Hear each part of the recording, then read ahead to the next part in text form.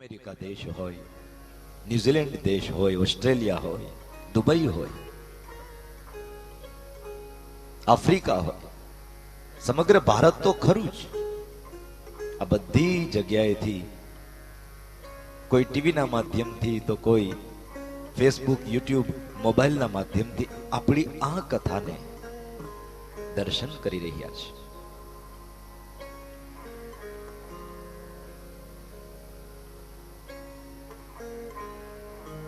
પરાત્પર લીલા પુરુષોત્તમ આ કથા શ્રવણનું પુણ્ય ફળ એ સૌ શ્રોતાઓને બક્ષે એવી વ્યાસપીઠ ઉપરથી અમે પરમાત્માના શ્રી ચરણોમાં પ્રાર્થના કરીએ છીએ.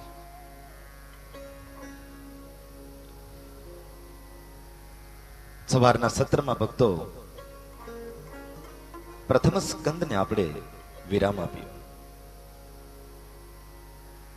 આવો દ્વિતીય સ્કંદમાં પ્રવેશ કરીએ. દ્વિતીય સ્કંદ એ પરમાત્માની જ્ઞાન લીલા છે.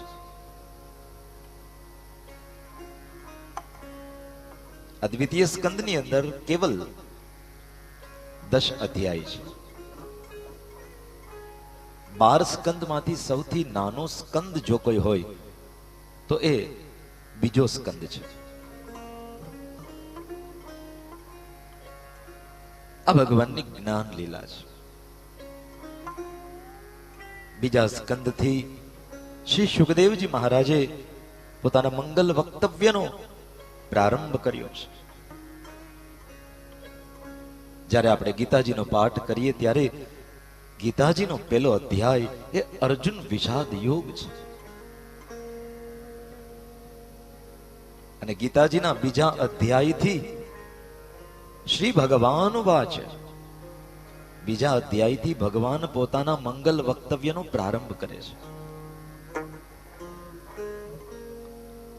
એવી જ રીતે ભાગવતની અંદર બીજા સ્કંદથી શ્રી સુખદેવજી મહારાજ પોતાના મંગલ વક્તવ્યનો પ્રારંભ કરે છે.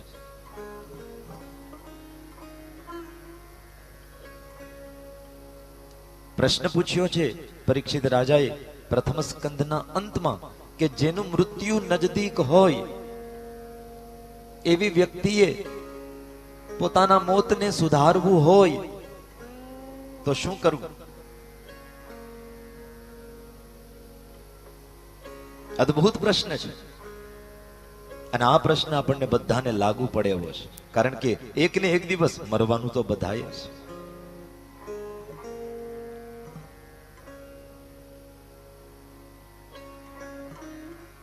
માટે આ પ્રશ્ન, એનો જવાબ એ આપણા બધાના માટે બહુ કામનો છે.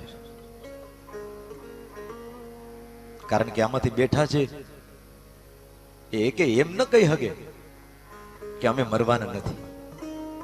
મરવાનું તો બધાએ છે. મરવું તો પડશે જ. અમુક વસ્તુ તમે તમારી ઈચ્છાથી કરી શકો, પણ અમુક વસ્તુ એમાં તમારી ઈચ્છા ન ચાલે, એમાં ભગવાનની ઈચ્છા ચાલે. અને એટલે જ હંમેશા વ્યક્તિ છેલ્લે એ જ શબ્દ કહે, કોઈ અકારણ અકસ્માત વશ મૃત્યુ પામે અને જ્યારે ખરખરે તમે જાઓ ત્યારે આશ્વાસન આપતા તમે એક જ શબ્દ બોલો છો, ને એ શબ્દ શું હોય? જેવી ભગવાનની મરજી, જેવી ભગવાનની ઈચ્છા. કારણ કે સાહેબ, આ સંસારમાં ધાર્યું તો ધણીનું થાય છે. આપણું ધાર્યું ક્યાંય થતું જ નથી.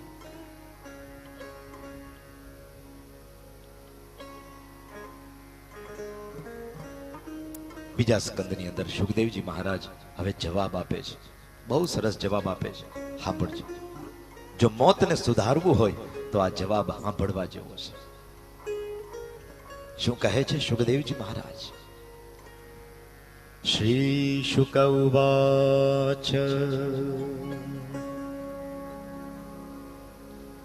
વર્યાને શતે પ્રશ્ન કૃતો લોકહિતં નૃપ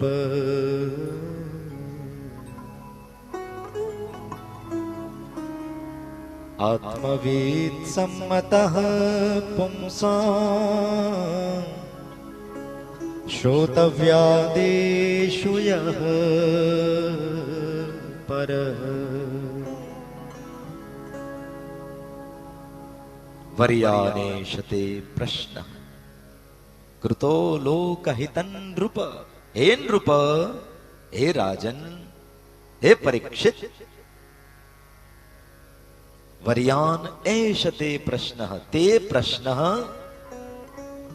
વર્યાન, તારો આ પ્રશ્ન એ બહુ ઉત્તમ છે. અને ખરેખર આ પ્રશ્ન તે તારા મોતને સુધારવા માટે નહીં, પણ જગતના મોતને સુધારવા માટે થઈને પૂછ્યો છે. કારણ કે જગતમાં બધાને એક ને એક વાર મરવું જ પડશે.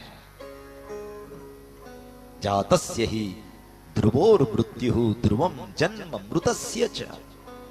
7 વાર છે સાહેબ, અને 7 વારમાંથી એક વાર આપણા બધાના માટે લખાઈ જ ગયો છે. સોમવાર લખ્યો હશે તો આપણો મંગળવાર નહીં થાય, ને મંગળવાર લખ્યો હશે તો બુધવાર નહીં થાય. કાળના દરબારમાં સાહેબ લાંચ રૂશ્વત ચાલતી નથી. કાળના દરબારમાં આપણી સત્તા એ પરાસ્ત થઈ જાય છે. કાલો જગત ભક્ષક.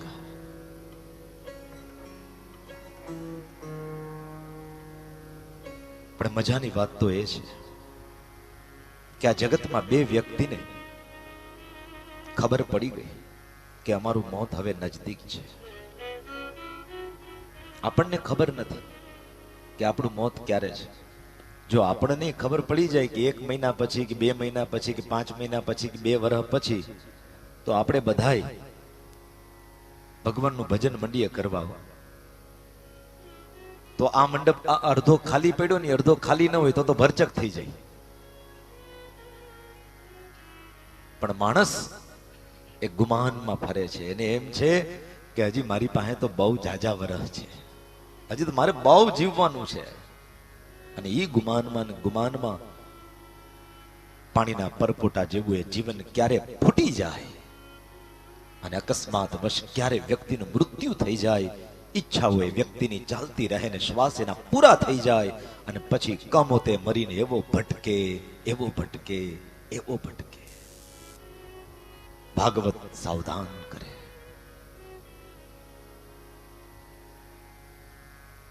બે વ્યક્તિ બહુ ભાગ્યશાળી હતી. એને ખબર પડી ગઈ અમારું મોત હવે નજદીક છે. એક વ્યક્તિ આ પરીક્ષિત પોતે, એને ખબર પડી ગઈ કમસે કમ 7 દી તો મારી પાસે છે. 7મે દાડે તક્ષક નાગ દ્વારા મારું મોત થવાનું છે, મતલબ 7 દિવસ તો મારી પાસે છે જ. અને બીજો નસીબદાર માણસ હતો હો, અને નસીબદાર બીજો માણસ એટલે કંસ. એને આકાશવાણીએ કહી દીધું હતું કે તારી બેન આ દેવકી એનો 8મો ગર્ભ ઈ તારો કાળ છે હો. એને ખબર પડી ગઈ હતી કે આ મારો કાળ છે, મને એક ને એક દી મારવાનો જ છે. જેવો મોટો થાય ને એટલે મારો વારો. એને પણ એનું મોત નજદીક છે ખબર પડી જ ગઈ હતી. પણ આ 2 પાત્ર તમે જુઓ કેવા વિરોધાભાસ છે. એકને ખબર પડી ગઈ કે 7 દિવસ પછી મારું મોત છે, એટલે એ પરીક્ષિત પોતાના મોતને સુધારવા માટે થઈ અને બધું ત્યાગ કરી અને ગંગાના કિનારે જઈ અને બેહી ગયા. તો એને સમર્થ સદગુરુ સુખદેવજી મહારાજ મળી ગયા. અને બીજો કંસ ખબર છે મારું મોત હવે નજદીક છે, તેમ છતાં પોતાનું કલ્યાણ ન કરી શક્યો. પોતાના મોતને એ કંસે બગાડ્યું. મોતને સુધારવું કે મોતને બગાડવું સાહેબ એ આપણા હાથમાં છે. આપણા હાથમાં છે. કેમ જીવન જીવવું, કેમ ન જીવવું, સારું જીવવું કે ખરાબ જીવવું આપણા હાથમાં છે. મારે ઉતારે આ ભગતજી દૂધ આપવા માટે આવ્યા હતા. એ ગીરની ગાયનું દૂધ મને રોજ પુગાડે, બહુ સેવા કરે. બધા જ ભક્તો પરિવાર આખો ખૂબ સેવા કરે છે. અમારા ધીરુભાઈ તો 24 કલાક અમારી પાસે પૂછ્યા જ રાખે, શાસ્ત્રીજી કઈ ઘટે કઈ જોઈએ, કઈ સેવા? તે એ ભગત મને દૂધ આપવા માટે આવ્યો ને ત્યારે મેં બેહાડ્યા ને મેં એને એક જ વાત કરી. આ દ્રષ્ટાંત મેં એમને કીધું હતું, હમણાં બોલીને એટલે એને યાદ આવી જાય. આપણા મોતને સુધારવું કે આપણા મોતને બગાડવું એ આપણા હાથમાં છે. એકવાર બે યુવાન એક સાધુની પાસે ગયા. એ યુવાનને ખબર હતી કે આ સાધુ, એનું માનપાન આ ગામની અંદર બહુ છે. લોકો એને સત્યવાદી કહે છે કે આ સાધુ કોઈ દિવસ એના જીવનમાં ખોટું ન બોલે. બે યુવાન એ સાધુને ખોટા પાડવાના ઈરાદેથી ગયા હતા. સાધુ પાસે સાધુની પરીક્ષા કરવા ન જાઓ. બ્રાહ્મણ પાસે તમે જાઓ તેથી બ્રાહ્મણની પરીક્ષા કરવા ન જાઓ. બ્રાહ્મણ અને સાધુની પાસે બાપ શરણાગતિના ભાવથી જાઓ ને તો તમારું જીવન આબાદ થાય, આબાદ થાય. તમારામાં જ્ઞાન આવે, તમારામાં ભક્તિ આવે, તો તમારામાં વૈરાગ આવે, તો કંઈક શીખવા મળે. જો જિજ્ઞાસાને લઈને જાઓ તો પરીક્ષા કરવા માટે થઈને જાઓ તો હાથમાં કઈ ન આવે સાહેબ. યુવાન આજ સાધુની પરીક્ષા કરવા ગયા હો. હાથમાં ચકલી હતી અને ચકલી જીવતી હતી. એ ચકલીને આમ હાથ પાછળ હંતાડી અને સાધુ મહાત્માને કે તમે બહુ સાચા છો ને, હાલો અમને કયો અમારા હાથમાં ચકલી છે એ જીવે છે કે મરી ગઈ છે, બોલો. યાદ છે મેં કીધું તું હે ભગત? અમારા હાથમાં ચકલી છે એ જીવે છે કે મરી ગઈ છે એ અમને કયો. સાધુ મૂંઝાણા.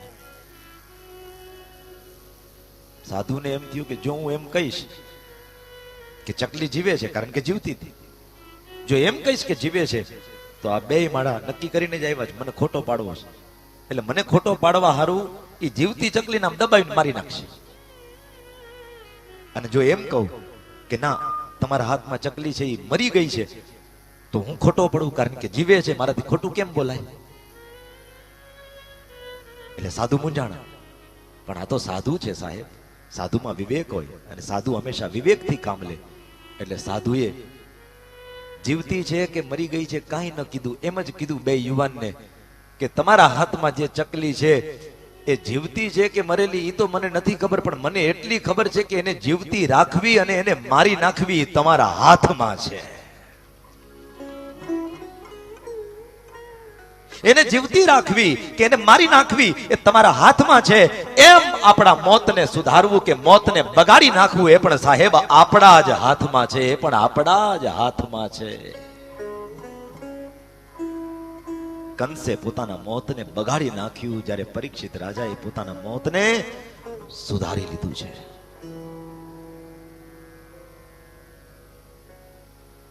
बहुत सुंदर प्रश्न पूछा है परीक्षित. તારો આ પ્રશ્ન આખા જગતનું કલ્યાણ કરશે. શું વાત કરું પરીક્ષિત? નિદ્રયા હરિયતે નક્તમ વ્યવાયેન ચ વાવયઃ દિવાચાર્થે હયા રાજન કુટુંબ ભરણેન વા.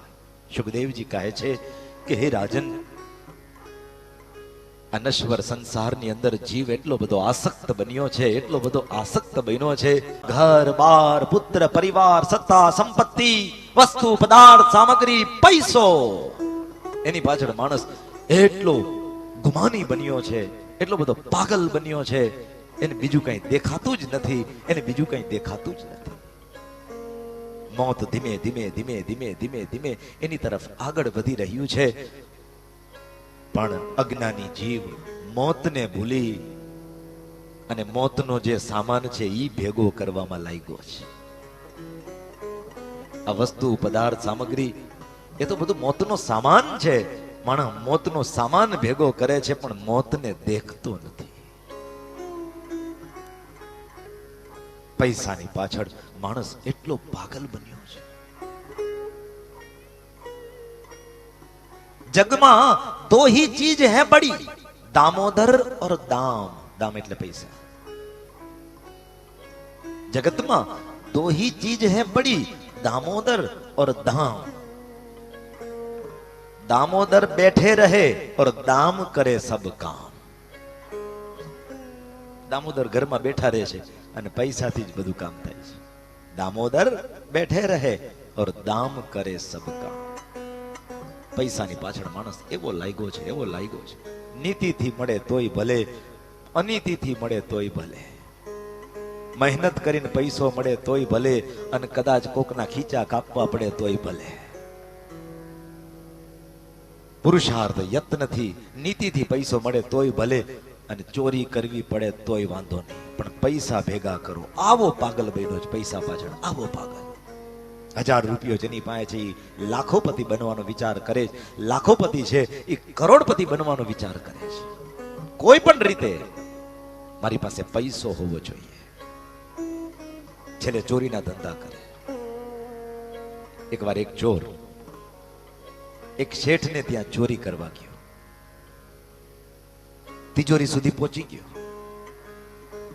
શેઠ બહુ માલદાર હતો. તિજોરી ખોલવાની ચોર તૈયારી કરે, પણ તિજોરી ખુલતી નથી.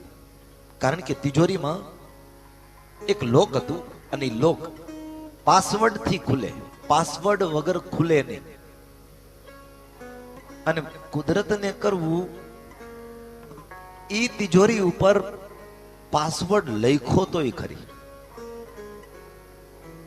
એમાં સૂચના લખી હતી કે જો તમે આ તિજોરીને ખોલવા માંગતા હોય તો પાસવર્ડ છે એ દબાવો. પાસવર્ડ છે 1 2 3 4.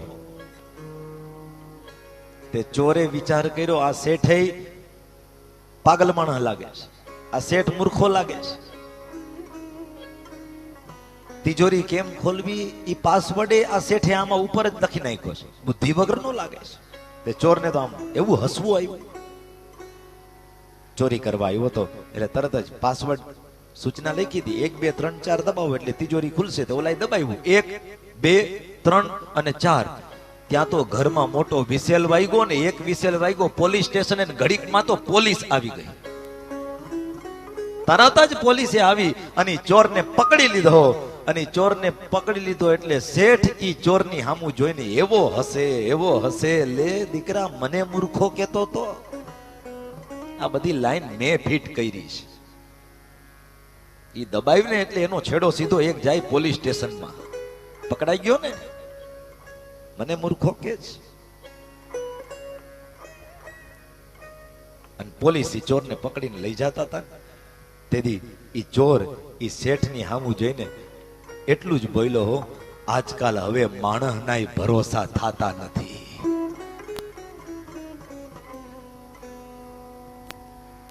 નીતિથી ન મળે તો માણસ ચોરી કરીને પણ પૈસા ભેગા કરવા માંગે છે, પૈસા ભેગા કરવા માંગે છે. પૈસાની પાછળ માણસ પાગલ બન્યો છે. હે રાજન, સંસારી માણસને ઘરનું કામ એટલું બધું છે, છૈયા છોકરાનું કામ એટલું બધું છે, પૈસા કમાવાનું કામ એટલું બધું છે, અને આ બધા ચક્કરમાં વ્યક્તિ જીવાત્મા એ પરમાત્માનું ભજન કરતા ભૂલી ગયો છે. ગૃહ કારજ નાના જંજાલા, તે અતિ દુર્ગમ શૈલ વિશાલા. હે પરીક્ષિત રાજન, જો તારે મૃત્યુથી બચવું હોય તો સૌથી પહેલા તો મોતના ભયથી તારે બચવું પડશે. કારણ કે માણસને મોત નથી મારતું, માણસને મોતનો ભય મારે છે. ખબર પડે કે ભાઈ ફલાણા ભાઈને કેન્સર થયું છે, એને ખબર ન હોય ને ત્યાં સુધી મોજમાં હોય, પણ ખબર પડે એટલે એને એમ જ વિચાર આવ્યા કરે કે આ કેન્સર મને હમણાં મારી નાખશે, હમણાં મારી નાખશે. હકીકતમાં એ કેન્સર વાળો માણસ જીવી હગે એમ હોય 15 વર્ષ, પણ એ મોતનો ભય છે ને એ એને 5 જ વર્ષમાં કે 4 જ વર્ષમાં મારી નાખે. મોત નથી મારતું સાહેબ, મોતનો ભય એ માણસને મારી નાખે છે. અને હે રાજન, તારે મોતના ભયમાંથી બચવું હોય તો 3 વસ્તુ કરવી પડશે. કઈ 3 વસ્તુ? સુખદેવજી મહારાજ કહે, તસ્માત ભારત સર્વાત્મા ભગવાન હરિરીશ્વર શ્રોતવ્ય કીર્તિતવ્યશ્ચ સ્મર્તવ્યશ્ચિચ્છતા ભયમ તસ્માત ભારત સર્વાત્મા ભગવાન ઈશ્વરો હરિ. જો મોતના ભયમાંથી તારે બચવું હોય તો પરાત્પર પૂર્ણ પુરુષોત્તમ પરાત્પર લીલા પુરુષોત્તમ ભગવાન એની કથાનું શ્રવણ કર. એ લીલા પુરુષોત્તમ, એ પૂર્ણ પુરુષોત્તમ, એનું તું કીર્તન કર અને એ પરમાત્મા તું એનું સ્મરણ કર. આ ત્રણ વસ્તુ તને મોતના ભયમાંથી હંમેશને માટે મુક્ત કરી દેશે. હે રાજન, તે પ્રશ્ન કર્યો કે જેનું મૃત્યુ નજદીક હોય એને શું કરવું? મારી પહેલી તને શિખામણ છે કે જેનું મૃત્યુ નજદીક હોય એને સૌથી પહેલા એકાંતવાસ કરો, એકાંતમાં રહેવું. હવે ગલત ફહેમીમાં ન આવતા. એકાંતવાસ એટલે ઘર મૂકીને જંગલમાં ભાગવાની વાત નથી. એકાંત એટલે બધું છોડી કાઢવી અને કોઈ ગુફામાં જઈને બેહી જવાનું એવી વાત નથી. એકાંત એ મનની અવસ્થા છે. તમે ધારો તો મનથી એકલા રહી શકો અને તમે ધારો તો મનમાં બધાઈને નાખી શકો. ઘણીવાર માણસ રૂમમાં બેઠો હોય અને માળા કરતો હોય, એ એમ સમજતો હોય કે હું એકલો, આપણે એકલા, પણ મનમાં કેટલા આખા જગત ભરને અંદર નાખીને બેઠા હોઈએ છીએ. હે રાજન, સૌથી પહેલા તો મનનું એકાંત એ બહુ આવશ્યક છે જો તારે મોતને સુધારવું હોય તો. ગૃહાત પ્રવ્રજિતો ધીર પુણ્ય તીર્થ જલાપ્લુત શુચૌ વિવિક્ત આસીનો વિધિવત કલ્પિતાસને. એકાંતમાં વાસ કર. એકાંત એટલે એકનો પણ જ્યાં અંત થઈ જાય એનું નામ એકાંત. જ્યાં હું પણ મટી જાય, કરતા પણ મટી જાય, એ એકાંત છે. અને એ એકાંતમાં બેહી અને હાચા સાધુ, હાચા ભગવાનના ભક્તો એ અલખનું આરાધન કરતા હોય છે બાપ. અને એ અલખનું આરાધન એકાંતમાં બેહી અને સાસુને વોવે કર્યું હો. એ સાસુનું વોવ એટલે ગંગા સતીન પાનબાઈ એકાંતમાં. અને કેવા એકાંતની પરિભાષા, કેવા એકાંતની વ્યાખ્યા એ ગંગા સતી અને પાનબાઈ મને તમને આપી કે એકાંતે બેસીને એ તો એ અલખને આરાધે પાનબા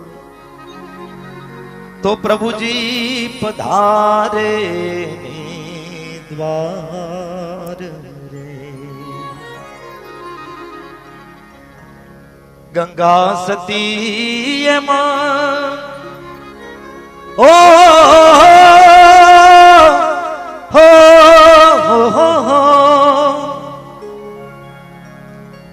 ગંગા સતી એમાં એ બોલિયા પાનબાઈ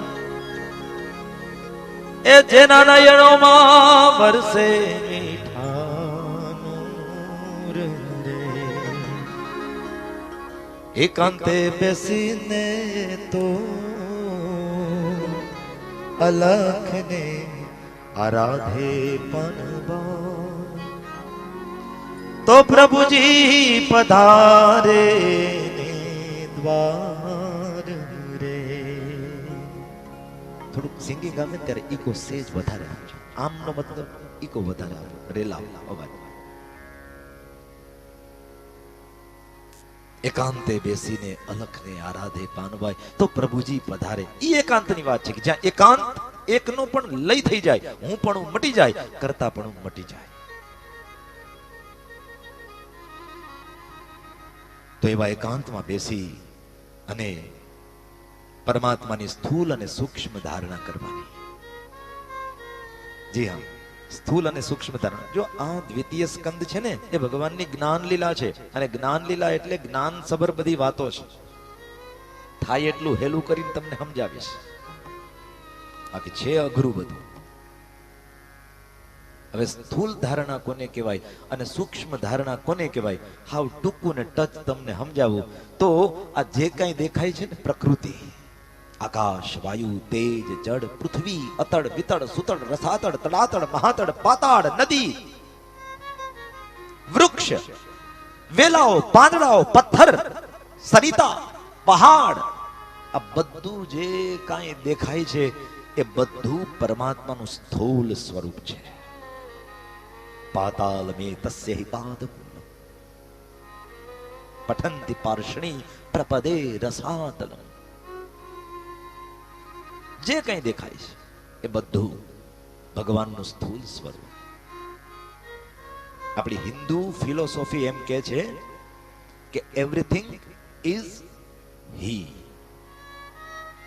આ જે કંઈ દેખાય છે એ ભગવાન પોતે જ છે સ્થૂળ રૂપમાં. ભગવાનથી જુદું આ જગતમાં કંઈ છે જ નહીં. અને આપણને આ જે કંઈ ડખા થાય છે એ ડખાનું કારણ એ છે કે આપણને ભગવાન ક્યાંય દેખાતો નથી. આ સ્થૂળ પ્રકૃતિમાં તો નથી જ દેખાતો, આપણને જીવતા જાગતા માણસમાં ભગવાન નથી દેખાતો. જ્યારે મોટા મોટા સંતોને જીવતા જાગતા માણસમાં, પ્રકૃતિમાં, સર્વત્ર પરમાત્મા દેખાયો છે. અને પરમાત્મા દેખાયો છે એટલા માટે જ ગોસ્વામીજી જેવા સંતે એક ચોપાઈ ગાય અને ભાવ વ્યક્ત કર્યો કે મારો ઠાકોર, મારો રામ, મારો પરમાત્મા, મારો મર્યાદા પુરુષોત્તમ એ તો સર્વત્ર છે. શું કહે એ ગોસ્વામીજી ખમાજ.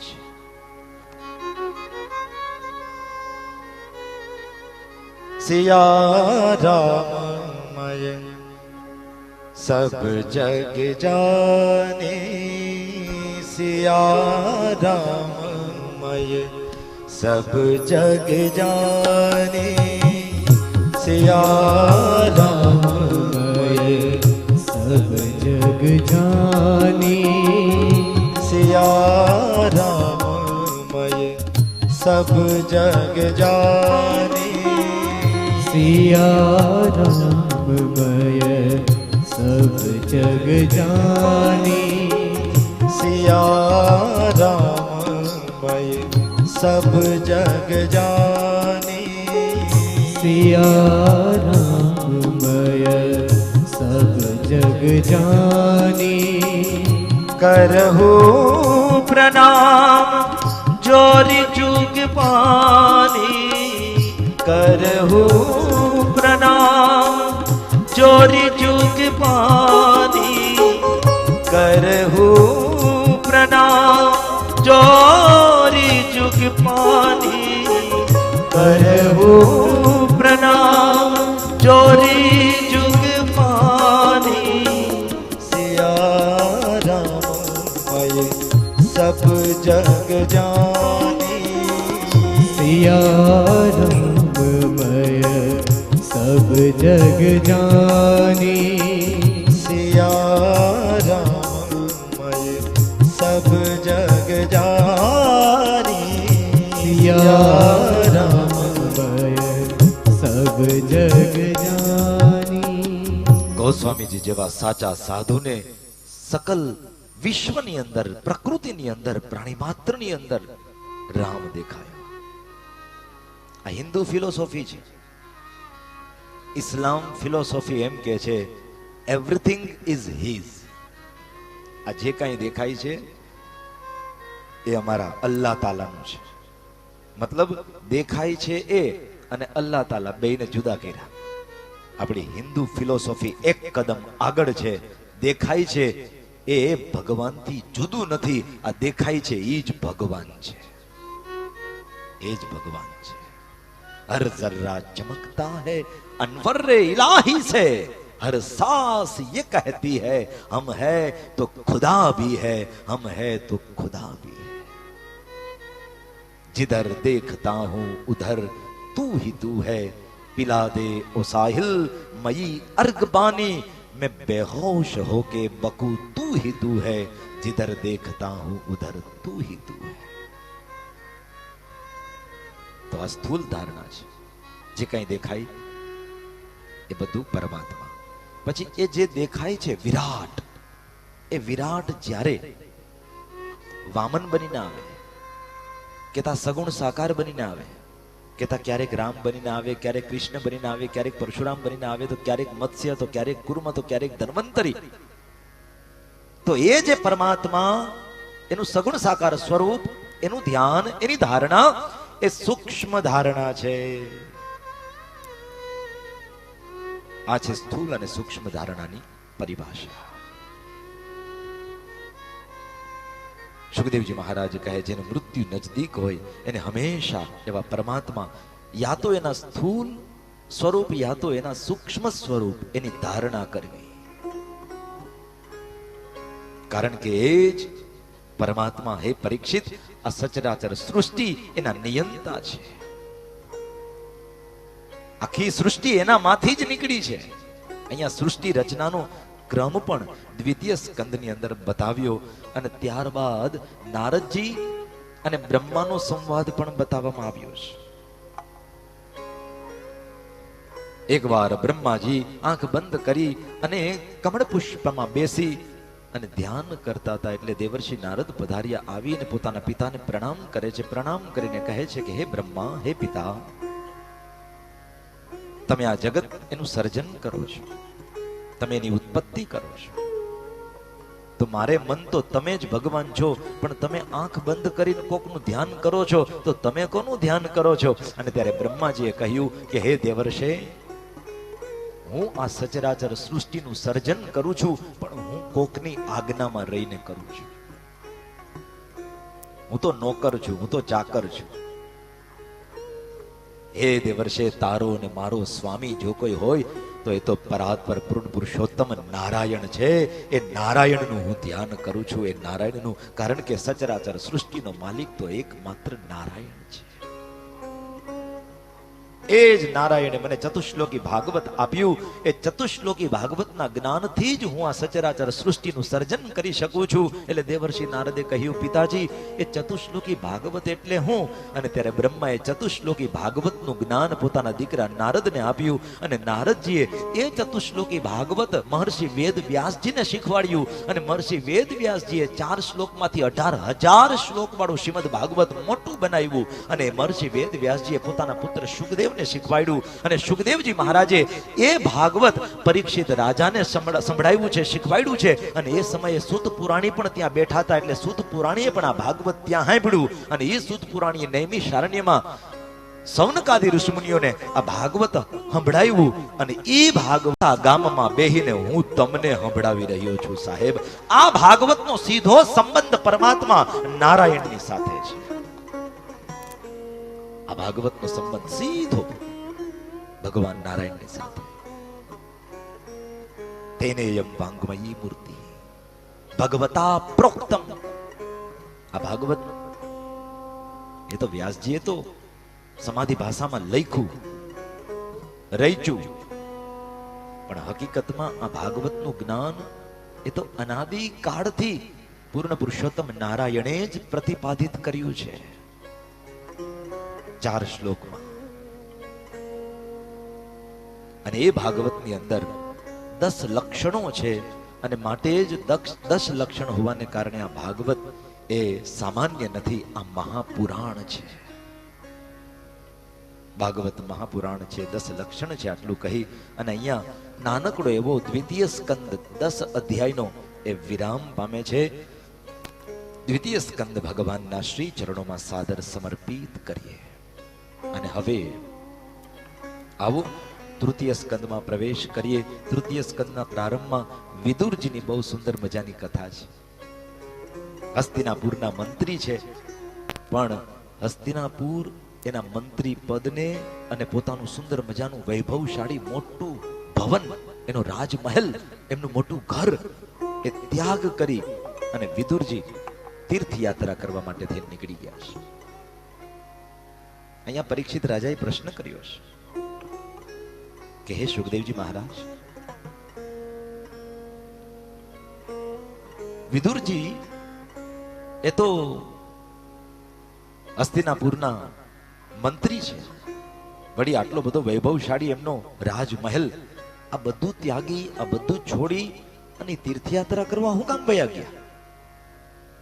અને ત્યારે સુખદેવજીએ વાત કરી છે કે ધૃતરાષ્ટ્ર અને કૌરવોના અન્યાયથી વિદુરજી એનું હૃદય દ્રવીભૂત થયું. એના અન્યાયને વિદુરજી સહન ન કરી શક્યા, કારણ કે આ કૌરવો પાંડવોની સાથે અન્યાય કરતા હતા. બહુ સમજાવવાની કોશિશ કરવામાં આવી કે ભાઈ યુદ્ધ નથી કરવું, એને પાંડવોને 5 ગામની જમીન આપી દો ને એટલે વાત થાય પૂરી. પણ કોઈ વાતે એ કૌરવો અને ધૃતરાષ્ટ્ર 5 ગામની જમીન આપવા તૈયાર નથી. દુર્યોધને તો ન્યા સુધી કહી દીધું કે 5 ગામ તો સાઈડ માર્યા, પણ સોયના અગ્રભાગ જેટલી જમીન પણ, રાઈના દાણા જેટલી જમીન પણ હું આ પાંડવોને નહીં આપું.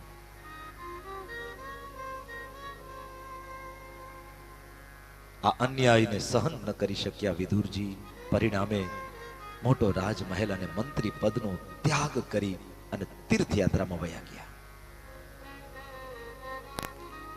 એ જ વિદુરજી એની ભક્તિના પ્રભાવને કારણે દ્વારિકાધીશ વિદુરજીને ત્યાં તાંદળિયાની ભાજી અને બાજરાના રોટલા ખાવા માટે આવ્યા હતા.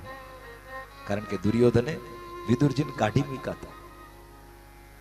કાકા, તમે રોટલા અમારા ખાવ છો અને પક્ષ તમે આ પાંડવોનો તાણો છો. અમારી થાળીમાં ખાવ અને અમારી થાળીમાં જ ઓકો છો. જાઓ, મંત્રી પદથી તમને બરખાસ્ત કરીએ છીએ અને તમને હસ્તિનાપુરમાં હવે રહેવાનો અધિકાર નથી. અમારા હસ્તિનાપુરના રાજ્યથી બહાર વયા જાઓ. વિદુરજી એવા રાજી થયા, મોઢા ઉપર કીધું કે દુર્યોધન, તું તો કળિયુગનો અવતાર છો અને હું તો ધર્મનો અવતાર છું. વિદુરજી ધર્મ છે. કળિયુગની હારે ધર્મ શોભે પણ નહીં. હા, કળિયુગની હારે તો અધર્મ શોભે. માટે જા, તારા રાજમહેલને હું જ ઠુકરાવું છું. અને પોતાની પત્ની સુલભાને લઈ અને વિદુરજી જતા રહ્યા. હસ્તિનાપુરની બહાર નાનકડી કુટિયા બાંધી અને ન્યા રહેવા લાગ્યા છે. સંધિ પ્રસ્તાવ લઈ અને ભગવાન દ્વારિકાધીશ ઉદ્ધવજીની સાથે આવ્યા છે દુર્યોધનને કૌરવોને સમજાવવા માટે. પણ શકુની, કૌરવો, દુર્યોધન, ધૃતરાષ્ટ્ર આ કોઈ સમજા નહીં.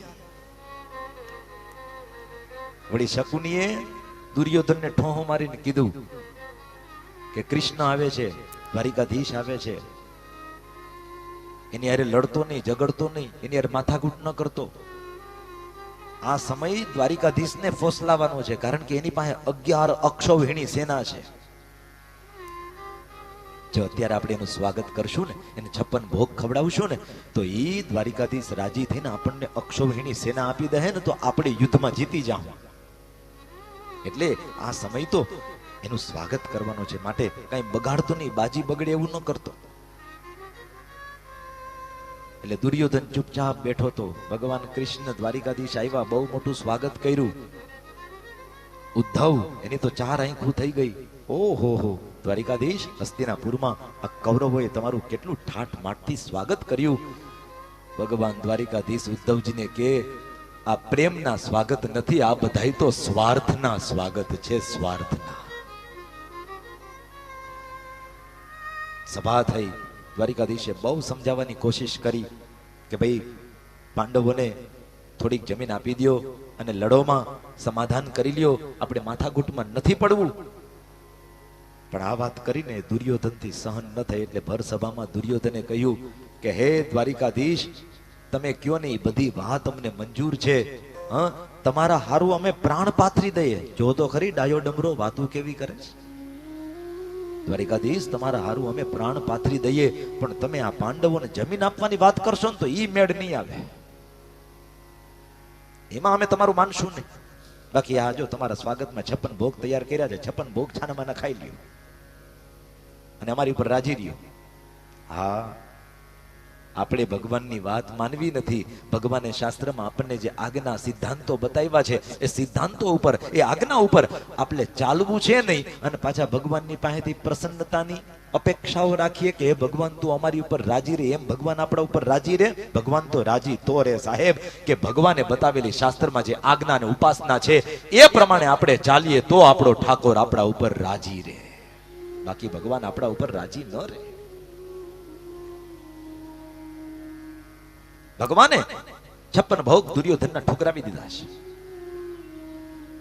અને જ્યારે 56 ભોગ ઠુકરાવ્યા ત્યારે ઉદ્ધવજીને કેમ થઈ ગયું, કારણ કે ઠીકાઠીકની ભૂખ લાગી હતી અને 56 ભોગની સુગંધે બહુ સારી આવતી હતી. પણ એ સુગંધની અંદર બધાયને સુગંધ આવે, દ્વારિકાધીશને એમાં બહુ મોટી દુર્ગંધ આવતી હતી ને એ દુર્ગંધ સ્વાર્થની હતી. એટલે દ્વારિકાનો નાથ 56 ભોગને ઠુકરાવી અને વિદુર સુલભાના પ્રેમને આધીન બની અને મારો દ્વારિકાનાથ એ ઉદ્ધવને લઈને કહે છે, ઉદ્ધવ બહુ ભૂખ લાગી છે ને, હાલ આ તો બધાય સ્વાર્થના ભોજન છે, હું તને પ્રેમના ભોજન જમાડું, હાલ મારા વિદુર કાકાને ન્યાના હાથ પકડીને દ્વારિકાધીશ ઉદ્ધવને વિદુરજીની કુટિયામાં લઈ જાય છે. ત્યાં પ્રેમના ભોજન એ વિદુરજી અને સુલભા દેવીએ કરાવ્યા છે. પરાત પર લીલા પુરુષોત્તમ ભગવાન કૃષ્ણચંદ્ર પ્રભુને શું ભોજન કરાવ્યા કે બંટીડાનો રોટલો ને એ તાંદળિયારી એ ભાજી એ રુચિ રુચિ ભોગ લગાવ્યા. ઉદ્ધવજી એ હાલો વિદુર ઘેરે એ જાઈએ, હાલો ને વિદુર એ ઘેર જાઈએ. ઉદ્ધવજી હાલો વિદુર ઘેરે એ જાઈએ.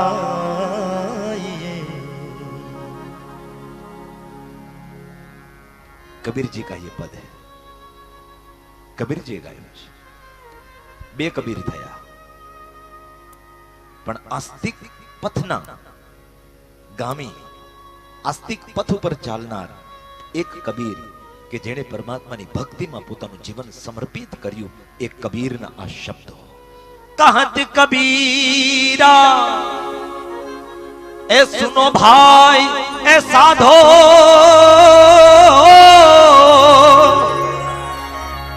એ મારો ભક્ત વેચે ત્યાં વેચાઉં. ઉદ્ધવજી હાલો વિદુર ઘેરે એ જાઈએ. મારો ભક્ત વેચે ત્યાં વેચાઉં. ભગવાન એમ કે હું તો વેચાવા માટે તૈયાર છું સાહેબ, પણ કોક હાચો ભગત તો નીકળે કે જે મને વેચવા માટે થઈને નીકળે. કોક તો હાચો ભગત હોય. એ ભગવાન તો કહે છે કે આધે નામ में बिक जाता हूं, हो कोई लेने वाला, आधे नाम में चला आता हूं, हो कोई बुलाने वाला, हो कोई बुलाने वाला. અડધા નામમાં હું આવવા માટે તૈયાર છું, અડધા દામમાં વેચાઈ જવા માટે હું તૈયાર છું, પણ મારો કોઈ અસલ ખરીદદાર હોય, અસલ ખરીદદાર. શું પ્રેમના ભોજન એ પરમાત્મા એને પીરસવામાં આવ્યા છે, અને પ્રેમના ભોજન લઈ અને એવો અમીનો ઓટકાર લીધો છે ઉદ્ધવજીએ અને દ્વારિકાધીશે. માટે કહેવાયું છે સાહેબ, આ જગતની અંદર બધું બેકાર છે, બધું બેકાર છે. આ જગતમાં જો સૌથી મોટી સગાઈ કોઈ હોય તો એ પ્રેમ સગાઈ છે. इसीलिए किसी ने बहुत सुंदर गाया, તમે મારી સાથે ગાજો. આપણે બધી વસ્તુ સંગીતમાં તબલામાં લેવી એવી જરૂરી નથી. હા, અમુક વસ્તુ એ આપણે અંદરો અંદર સમજી લેવાનું.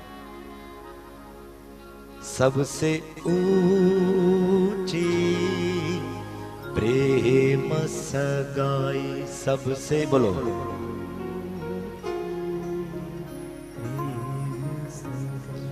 सबसे ऊंची प्रेम सगाई, सबसे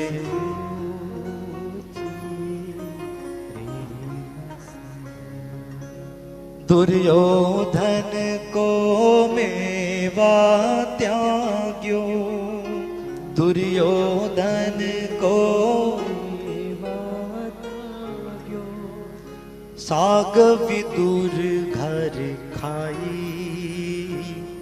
सबसे ऊंची प्रेम सगाई, सबसे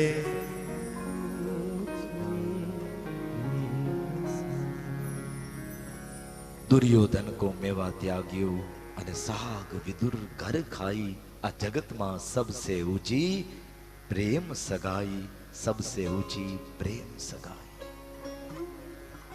તેથી ભગવાન બહુ રાજી થયો તો વિદુરજી ઉપર અને ભગવાને કહ્યું, કાકા એ તાંદડિયાની ભાજી ને રોટલા ખાઈને મારું તો પેટ ભરાઈ ગયું હો. અમે બહુ તમારા ઉપર રાજી છીએ કાકા, માટે કંઈક માગો ને.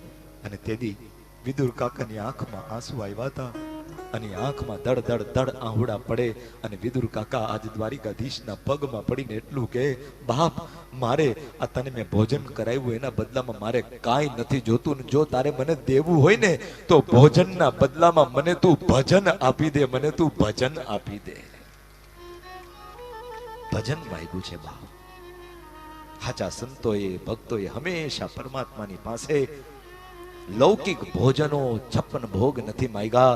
હંમેશા સાચા સંતોએ ભક્તોએ પરમાત્માની પાસે સાચા ભજન માંગ્યા છે. કારણ કે જે સુખ ભજનમાં છે એ સુખ બીજે ક્યાંય નથી.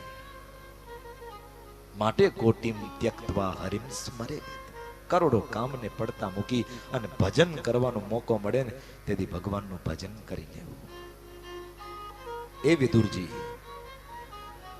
મળ્યા છે મૈત્રેય મુનિને તીર્થયાત્રા દરમિયાન. એટલે મૈત્રેય મુનિએ વિદુરજીને પ્રણામ કર્યા, વિદુરજીએ મૈત્રેય મુનિને પ્રણામ કર્યા. અને પછી મૈત્રેય મુનિએ શરૂઆતમાં જ વિદુરજીને એક દુઃખદ સમાચાર આપ્યા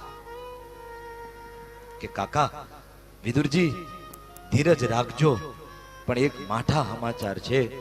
વિદુરજીએ કહ્યું, બોલો બોલો ઋષિવર, શું સમાચાર? અને ત્યારે મૈત્રેય મુનિ કહે છે, વિદુરજી આપણને બધાને પ્રેમ આપનાર આપણો પરમાત્મા, આપણો ઈશ્વર, આપણો પ્રભુ, આપણો લીલાધર, આપણો ગિરિરાજ ધરણ, આપણો કૃષ્ણ કનૈયો હવે આ ધરાતલમાં રહ્યો નથી. એ તો પોતાની લીલાનું સંહરણ કરીને પોતાના ધામમાં જતો રહ્યો છે.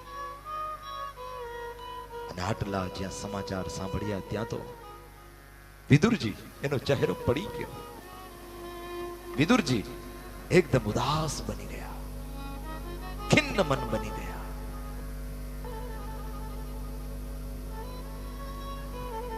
અને હવે મૈત્રેય મુનિએ કહ્યું કે વિદુરજી ઉદાસ ન થાવ, તમારે તો રાજી થવા જેવું છે. કારણ કે ભગવાન દ્વારિકાધીશ એ જ્યારે પોતાની લીલાનું સંહરણ કરી આ બધું છોડી કારવી અને સ્વધામ ગમન કરે છે ત્યારે પરમાત્માએ અંતકાળે અંત સમયે તમને યાદ કર્યા હતા. ભગવાને જાતા જાતા તમને યાદ કર્યા હતા કાકા. અને વિદુરજી એને આશ્ચર્ય થયું, શું વાત કરો, મારા દ્વારિકાના નાથે અંત સમયે જતા જતા મને યાદ કર્યો તો કેવી રીતે? અને મૈત્રેયજીએ કહ્યું કે આમ તો હું ન્યા નહોતો, પણ ઉદ્ધવજી ન્યા હતા.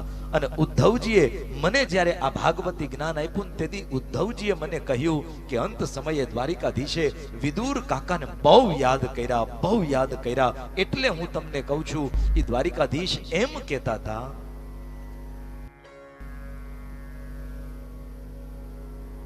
કે હે ઉદ્ધવ, હું તમને જે ભાગવતી જ્ઞાન આપું છું એ ભાગવતી જ્ઞાન તમે મૈત્રેય મુનિને આપજો.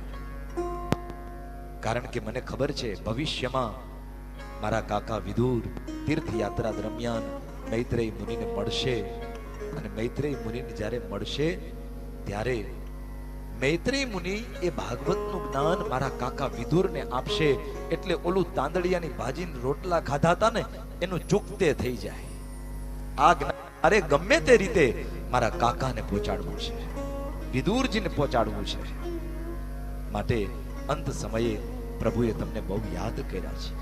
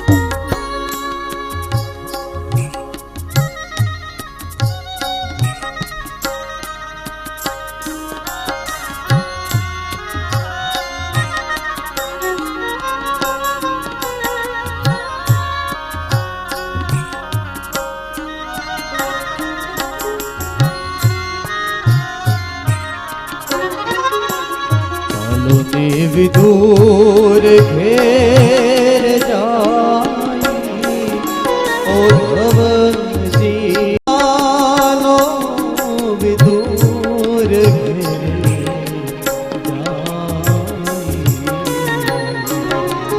लोने विदूर घेर जाई ओ भवजी चालो विदूर घेर जाई।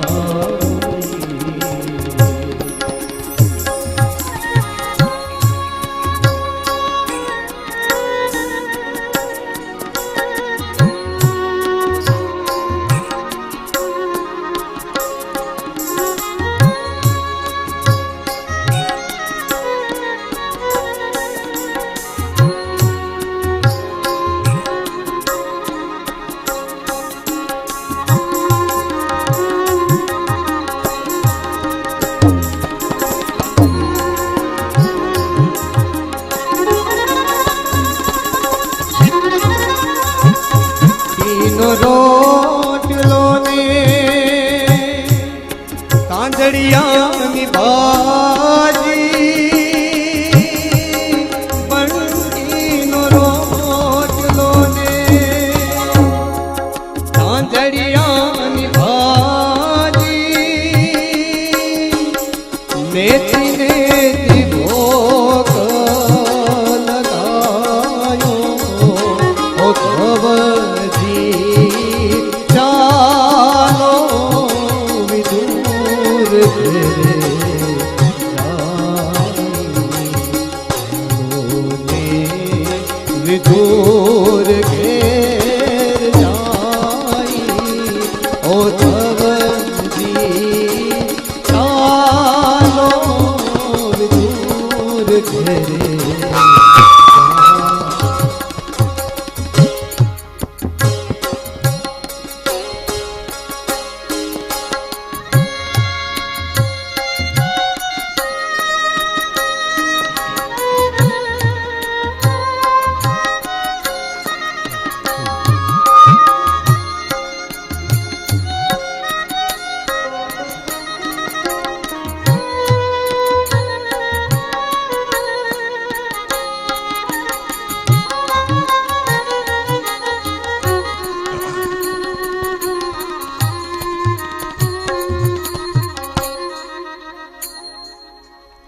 श्री द्वारिकाधीश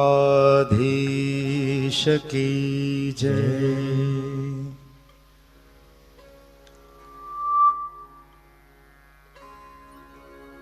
रेडी? रुकावट के लिए खेद है। जीवतो जागतो हाव हाजो हारो माणस जो बगड़ी जातो होय तो आवा मशीन बगड़ी जाए एमा हूँ मोटी बात छे साहेब। आ जगत में हाव सीधी सपाटी हालवा वाळो माणस है क्यारेक खोटी जग्याए भटकाई जाए तो बगड़ी जाए। आवा मशीन क्यारेक बगड़े अने मशीन ज बगड़े। जे मशीन जेवा होय ने ई ज बगड़े। એટલે એ લાઈટ ટેલિકાસ્ટ બધા સાંભળો છો ને કથા અને કીર્તનમાં અને પછી વાલમ ભક્તિ ચેનલમાં એ બધા ભક્તોને નાનકડું એવું માઇક સિસ્ટમમાં થોડોક ઇસ્યુ એને કારણે 2-5 મિનિટ થોડુંક મ્યુઝિક આયલું અને કથા આપણી વચ્ચે 5 મિનિટ બંધ રહી। रुकावट के लिए खेद है। અને આવો ફરીવાર ભગવાનની મોજ કરીએ, કથા યાત્રા કરીએ। હો વિદુરજીની વાત ચાલે છે। मैत्रेय मुनिए कीधु द्वारिकाधीशे अंत समये तमने याद कर्या अने आटला शब्द सांभळ्या ने त्यां तो विदुर काकानी आंखमांथी पाणी निकળી ગયા। विदुरजी रड़ी पड्या छे। शुं काम रड़ी पड्या? हृदयमां अहोभाव આવી ગયો। मारा जेवा तुच्छ व्यक्तिने परमात्माए अंत समये याद कर्यो। तम विचार तो करो ए विदुरजी केटला भाग्यशाળી कहेवाय। आपणे बधाय अंत काळे भगवान ने याद करिए ने। આપણે બધાય અંતકાળે ભગવાનને યાદ કરીએ અને ભગવાન પોતે અંતકાળે વિદુરજી જેવા ભક્તને યાદ કરે છે. સાહેબ, આ વિદુરજીનું અહોભાગ્ય કહેવાય. વિદુરજીનું અહોભાગ્ય કે ભગવાન પણ અંત સમયે આવા ભક્તોનું સ્મરણ કરે. અને ખુમારી એમાં જ છે બાપ, આપણે ભગવાનને યાદ કરીએ એમાં કઈ મોટી વાત નથી. આપણે તો યાદ કરીએ કારણ કે આપણને પૈસા જોઈએ છીએ, હા, સારું ઘર જોઈએ છે, બંગલા જોઈએ છે, મોટર કાર જોઈએ છીએ. પેલા કીધું ને, કાં તો લોભથી એને યાદ કરીએ છીએ, કાં તો ભયથી યાદ કરીએ છીએ. જય હનુમાન જ્ઞાન ગુણ સાગર, ઓલો વડલો, ઓલો ભૂત, ઓલો અમાવસ્યાની કાળી રાત યાદ આવ્યું.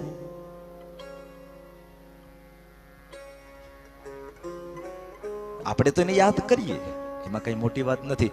પણ આપણી ભક્તિને કારણે ભગવાન જેદી આપણને યાદ કરતો થઈ જાય તેદી આપણું ભજન સાચું, તેદી આપણું ભજન સાચું છે. મને એક અદ્ભુત નાનકડો પ્રસંગ યાદ આવે છે, હંમેશા કહું છું, અહીંયા પણ તમને સંભળાવું. એકવાર દેવર્ષિ નારદને મનમાં એમ થયું કે આ જગતમાં હું જ ભગવાન નારાયણનો સૌથી મોટો ભક્ત છું. પણ આ વાતને જાણવા માટે હાલો ને એકવાર નારાયણને પૂછતો આવું. તે નારદજી નારાયણની પાસે આવ્યા. નારાયણ તો નાવા ગયા હતા. તે નારદજી વાઈટ જોઈને બેઠા હતા બારોબાર. ત્યાં કંઈક ટેબલ જેવું હતું, ન્યાય હોય ને ટેબલ ને બધું, ને ટેબલ જેવું હતું, એમાં એક ડાયરી પડી હતી ઉપર. એ ડાયરી એ નારદજી હાથમાં લીધી અને આમ વાંચી તો એમાં ભગવાનના ભક્તોના નામ લખ્યા હતા. અને એમાં સૌથી પહેલું નામ હતું દેવર્ષિ નારદનું. એટલે દેવર્ષિ નારદ રાજી થઈ ગયા કે ઓહો, આ તો ભક્તોનું લિસ્ટ છે અને આ ભક્તોના લિસ્ટમાં સૌથી પહેલું નામ એ મારું છે. એનો મતલબ એક વસ્તુ સિદ્ધ થઈ ગઈ કે આ દુનિયામાં સૌથી મોટો ભક્ત હું છું, ભગવાન નારાયણ. રાજી થઈ ગયા. ત્યાં તો ભગવાન નાઈને બહાર નીકળ્યા. એટલે દેવર્ષિ નારદને જોયા. એ આવો નારદજી, આવો, ધન્ય ઘડી, ધન્ય ભાઈ. એ તમારા જેવા સાધુ અમારે આંગણે આવી તો અમારા આંગણાની શોભાને વધારે હો બાપ. અને આવવાનું પ્રયોજન કયો? તો કે આવવાનું પ્રયોજન બીજું કઈ નહીં, હું તો એ જાણવા આવ્યો હતો કે તમારો સૌથી મોટો ભગત કોણ. પણ મેં આ ડાયરી વાંચી ને પ્રભુ, તો મને ખબર પડી ગઈ કે હું જ તમારો સૌથી મોટો ભગત છું. કારણ કે આમાં ભક્તોના નામ છે ને, એમાં પેલું નામ મારું છે. તે ભગવાન નારાયણ કે એ તો બધું ઠીક છે, એ ડાયરી તો ઠીક છે, પણ લ્યો આ એક ડાયરી હું તમને આપું ને, ઈ વાંચો. લ્યો, તે ભગવાને પોતાની પાસે ડાયરી હતી, ઈ આપી. ઈ ડાયરી નારદજીએ ખોલી તો ઈ ડાયરીમાં પણ ભગવાનના ભક્તોના નામ હતા. પણ સાહેબ, આ ભક્તોના નામ છે એમાં સૌથી પહેલું નામ દેવર્ષિ નારદનું નથી, પણ પવન પુત્ર હનુમાનજી મહારાજનું પહેલું નામ છે. પહેલું નામ. દેવર્ષિ નારદે ભગવાન નારાયણને પ્રશ્ન કર્યો, પ્રભુ, આ મેં જે ડાયરી વાંચી પેલા, ઈ ડાયરી ના તમે આપી